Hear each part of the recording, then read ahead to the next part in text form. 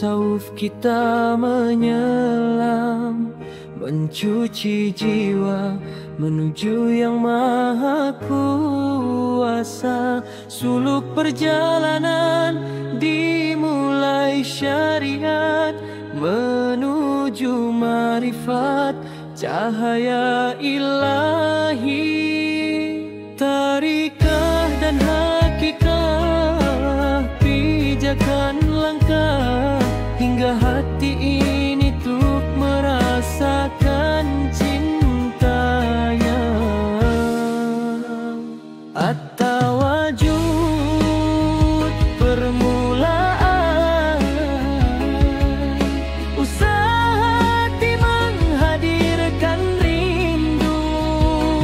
Walau berat ku sapu debu diri, berlatih khusyuk dalam setiap zikir. Khalwatku selalu memaksa rasa hingga tulus niat dalam jiwa. Hati-hati ria membayang, lalu datangnya sebuah anugerah. Al-Wisdu menyergap tanpa terduga di sujudku, di bacaanku mengalir deras air mata rindu. Bulu kuduk berdiri, hening menyentuh. Inilah buah dari kesungguh. Al-Wisdu anugerah,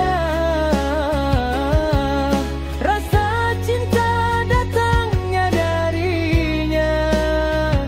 Jangan kau kejar, biarlah menghampiri. Tanda dia terima usahaku ini. Ujian sombong hadir di sana, tawadu kunci di pangkuannya. Dan puncaknya al-wujud fana fillah, lenyap sang ego. Hanya dia yang ada dalam kesadaran. Baka bila kembali dengan makna, laksana lilin membakar diri. Cahayanya saja yang terpatri, bukan menyatu tapi tersinari. Tauhid murni dalam sanubari, maka berusahalah, jangan berhenti. Jika hati keras, tawajud kau perkuat.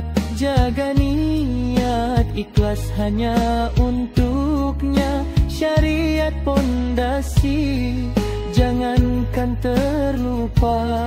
Syalat dan puasa tiang yang utama dalam suluk menuju cahayanya. Ya Allah, bersihkan hatiku, lembutkanlah ia untuk mengingatmu. Anugerahkan cinta dan rindu padamu saja, Tuhan semesta.